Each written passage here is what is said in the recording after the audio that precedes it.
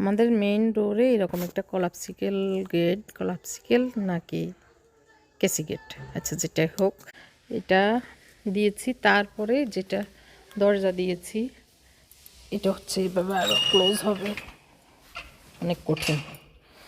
এটা হচ্ছে আগে থেকেই ফ্রেমটা করা আছে, এটা লোহা কাঠের ফ্রেম, মানে চৌকাঠ আর কি।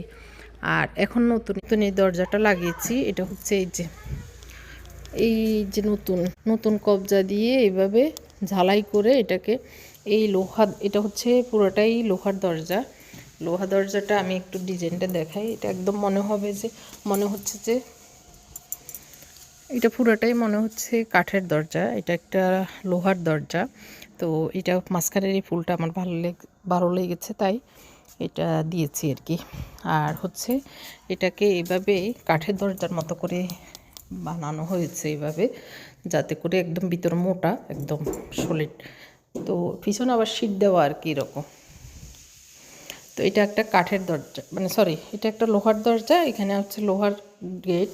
তো এটা কাঠের বাদ দিয়ে আমরা লোহার দেওয়াতে কেমন হয়েছে কমেন্ট করে জানাবেন।